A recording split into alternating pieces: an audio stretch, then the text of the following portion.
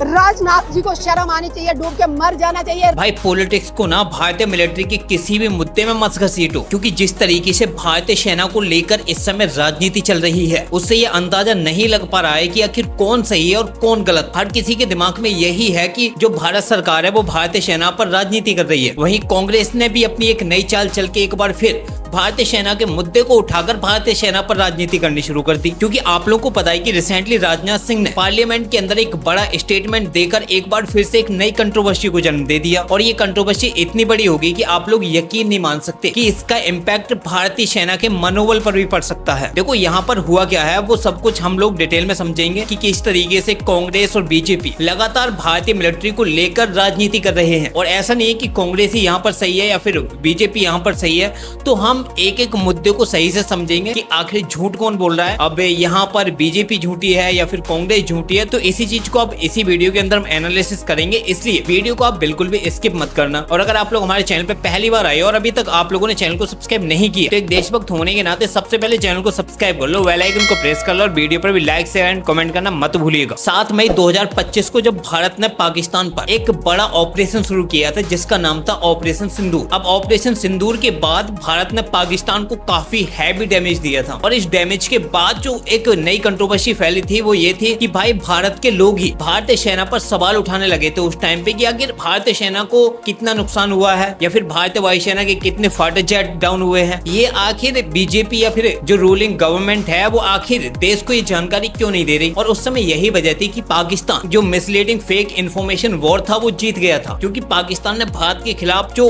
Mislead किया था, जो फेक इन्फॉर्मेशन फैलाई थी, उनमें पाकिस्तान को एक बड़ी बढ़त भी हासिल हो गई थी। और इसी से बचने के लिए भारत सरकार ने भारतीय मिलिट्री के बारे में जानकारी या फिर प्रॉपर इन्फॉर्मेशन देने से दूरी बनाई थी। अब इसका इम्पैक्ट भारतीय सेना पर क्या पड़ा था वो भी आप लोगों को बताएंगे, जो रिसेंटली पार्लियामेंट के अंदर राजनाथ सिंह ने दिया है, जहां पर उन्होंने ये बताया कि आखिर कौन कौन से जवान शहीद हुए हैं और उनके नाम क्या है। और वो नाम इस प्रकार है, आप लोग भी जान लीजिए कि आखिर हमारे जो सैनिक शहीद हुए थे, वीरगति को प्राप्त हुए थे पाकिस्तान के खिलाफ जो युद्ध हुआ था उस समय ऑपरेशन सिंदूर, तो इन शहीदों में जो सबसे पहला नाम है वो था 10 इन्फेंट्री ब्रिगेड के सूबेदार मेजर पवन कुमार, और जो दूसरे थे वो थे जम्मू और कश्मीर लाइट इन्फेंट्री के वीर चक्र प्राप्त राइफलमैन सुनील कुमार, और जो तीसरे थे वो थे फील्ड रेजिमेंट के लॉन्स नायक दिनेश कुमार, जो चौथे थे वो थे लाइट रेजिमेंट के जो एविएशन टेक्नीशियन मूड मुरली नाइक, और 5वें थे वो थे फील्ड वर्कशॉप कंपनी के हवलदार सुनील कुमार सिंह। ये वो 5 भारतीय सेना के जवान थे जो ऑपरेशन सिंदूर के दौरान शहीद हुए थे। अब उस समय भारत सरकार ने इन 5 ही जो शहीद हुए थे इंडियन आर्मी के जवान, इनके नाम पब्लिक नहीं किए थे। ऑपरेशन सिंदूर में जब सीज फायर हुआ था उसके बाद में जो प्रेस कॉन्फ्रेंस की गई थी इंडियन आर्मी की तरफ से, उसमें बिल्कुल ये साफ कर दिए गए थे कि हमारे ऑपरेशन सिंदूर में 5 जवान शहीद हुए हैं, और इनकी इन्फॉर्मेशन खुद भारतीय सेना ने पूरे देश को प्रेस कॉन्फ्रेंसिंग करके दी थी। और उस समय ये भी बताया था कि हमें कितना नुकसान हुआ है और पाकिस्तान को कितना नुकसान झेलना पड़ा है, हमने पाकिस्तान को कितना हिट किया है और कहां तक हिट किया है, ये सारी जानकारी उस समय प्रेस कॉन्फ्रेंस के दौरान दी थी। हालांकि यहाँ पर आप लोगों को बता दूं कि जो एक जवान था वो भारतीय वायुसेना का था, और जो भारतीय वायुसेना के जो जवान थे वो थे विंग के वायु पदक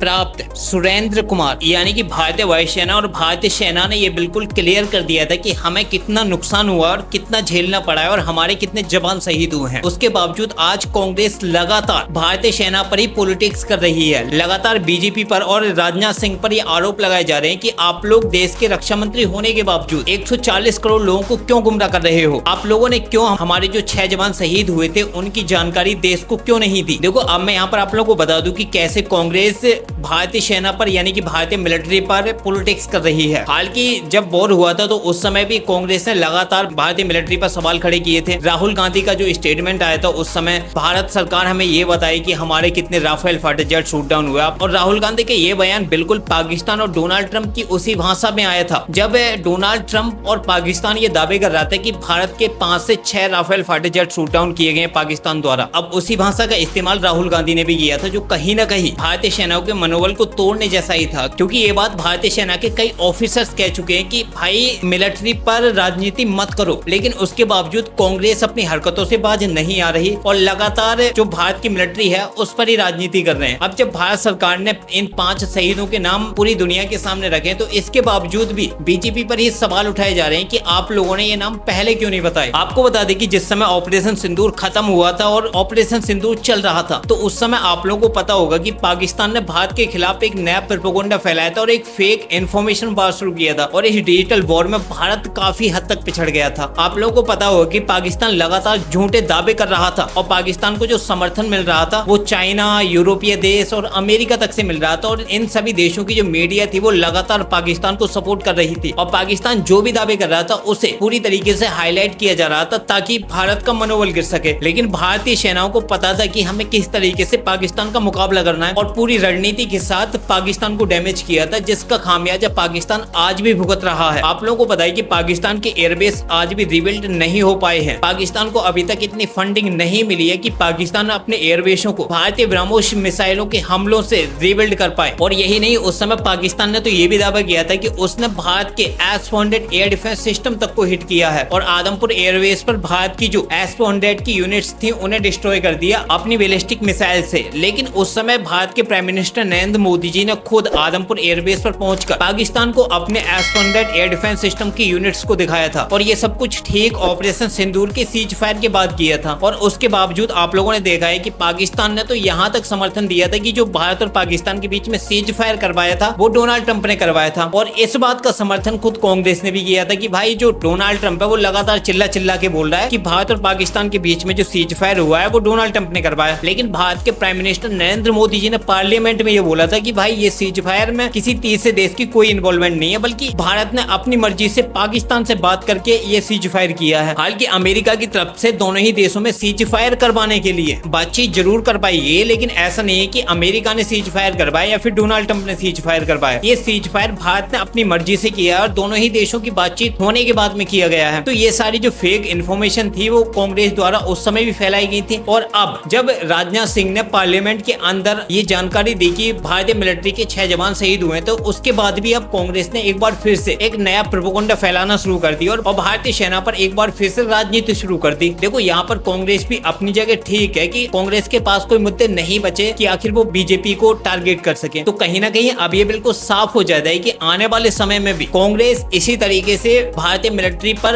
राजनीति करती रहेगी। देखो यहाँ पर एक बात मैं आप लोगों को बता दूं कि भारतीय मिलिट्री के कई जो रिटायर ऑफिसर्स हैं या फिर जो रिसेंटली भारतीय सेना में हैं वो बिल्कुल साफ कर चुके हैं कि भाई भारतीय सेना पर राजनीति मत करो। और यही नहीं बल्कि जो लक्की विशिष्ट जो Indian farmer spy, sniper and national security guard commando है, उन्होंने भी ये बिल्कुल साफ कर दिया कि भाई भारतीय सेना पर राजनीति मत करो। उन्होंने क्लियरली अपनी भाषा में ये बिल्कुल साफ कर दिया कि आप लोग लड़ो मरो या देश के किसी भी मुद्दे को उठाओ, लेकिन भारतीय मिलिट्री के किसी भी मुद्दे पर कोई भी राजनीति मत करो। अब सवाल यही है कि आखिर कांग्रेस भारतीय मिलिट्री के इस मुद्दे को क्यों उठा रही है और यहाँ पर सच कौन बोल रहा है और झूठ कौन बोल रहा है। अब यहाँ पर सबसे पहले मैं बता दूं कि देखो जो कांग्रेस जो आरोप लगा रही है बीजेपी पर कि आप लोगों ने 140 करोड़ लोगों को गुमराह किया है, तो यहाँ पर ये बिल्कुल साफ हो जाता है कि जो भारतीय मिलिट्री ने प्रेस कॉन्फ्रेंस की थी जहाँ पर भारतीय नौसेना और भारतीय वायुसेना, भारतीय सेना के जो चीफ थे, उन्होंने जो प्रेस कॉन्फ्रेंस की थी तो उस समय उन लोगों ने सारी जानकारी दे दी थी कि भाई उनके कितने जवान शहीद हुए हैं और अब तक उन्हें कितना नुकसान झेलना पड़ा है और किस तरीके से पाकिस्तान से बातचीत हुई है और पाकिस्तान को कितना उन लोगों ने हिट किया है। तो जब भारतीय मिलिट्री ने इस चीज की जानकारी दे दी थी तो आखिर भाई कांग्रेस को अब इस मुद्दे को इतना हाईलाइट करने की जरूरत क्या थी, क्योंकि मान लो अगर भारत उस समय सारी जानकारी दे भी देता तो पाकिस्तान ना एक बार फिर से हाइप बनाने की कोशिश कर, क्योंकि जब Rafale fighter jet shoot down किए थे तो उस समय पाकिस्तान ने राफेल फाइटर जेट के जो टेल नंबर थे ना वो भी बताए थे कि हमने BS-001, BS-0021 और BS-002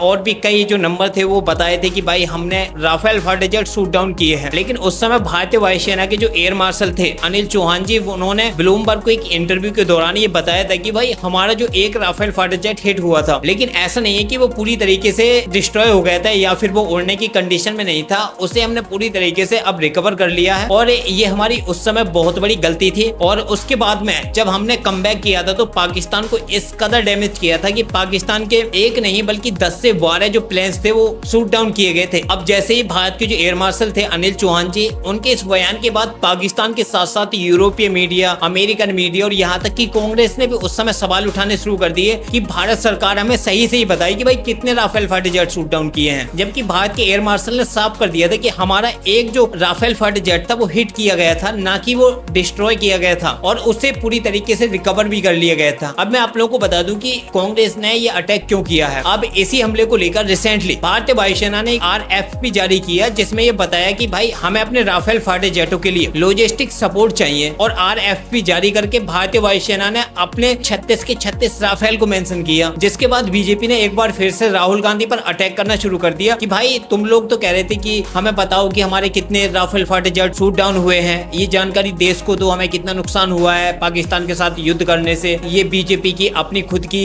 पर्सनल चॉइस थी कि तुम लोगों ने पाकिस्तान के खिलाफ वॉर शुरू किया, इसमें भारत को कितना नुकसान हुआ वो सब कुछ बताओ तुम्हें। तो उस समय जो अटैक किया था उसी को लेकर बीजेपी ने राहुल गांधी पर अटैक किया कि देख लो हमारा कोई भी Rafale fighter jet shoot down नहीं हुआ था उस समय पाकिस्तान के खिलाफ, और सारे के सारे जो राफेल फाइटर जेट है वो सुरक्षित है, और भारतीय वायुसेना ने खुद RFP जारी करके ये बताया है। अब इसी का बदला लेने के लिए कांग्रेस ने एक बार फिर से भारतीय सेना पर राजनीति करने की कोशिश की, और अब राजनाथ सिंह को इसी मुद्दे पर घेर लिया। तो इसी से साफ हो जाता है कि जिस तरीके से बीजेपी ने कांग्रेस के अध्यक्ष राहुल गांधी पर अटैक किया था राफेल फाइटर जेटों को लेकर, अब उसी का बदला लेने के लिए कांग्रेस ने भी राजनाथ सिंह पर अटैक कर दिया कि भाई तुम लोगों ने देश को गुमराह किया और देश को सही जानकारी नहीं दी। लेकिन मैं यहाँ पर आप लोगों को बता दूं कि भाई जिस तरीके से ये दोनों ही पार्टी भारतीय सेनाओं पर राजनीति कर रही है वो कहीं ना कहीं देश को गुमराह करने वाली ही बात है। दोनों ही पार्टी कहीं ना कहीं भारत के 140 करोड़ लोगों को गुमराह कर रही है। हालांकि एक बात यहाँ पर मैं मेंशन कर दूं कि बीजेपी भारतीय मिलिट्री के अगेंस्ट में ही बात करती है, वो एकदम से पाकिस्तान और डोनाल्ड ट्रंप की भाषा बोलती है। अब इसी बात से आप लोग अंदाजा लगा सकते हो कि यहाँ पर सच कौन बोल रहा है और झूठ कौन बोल रहा है। फिलहाल इस वीडियो में इतना ही, और बाकी आप लोग कमेंट बॉक्स में बताना कि इन दोनों ही पार्टियों का इलाज किस तरीके से किया जाना चाहिए। और इस वीडियो में इतना ही, मिलते हैं एक नई वीडियो के साथ, तब तक के लिए जय हिंद जय भारत।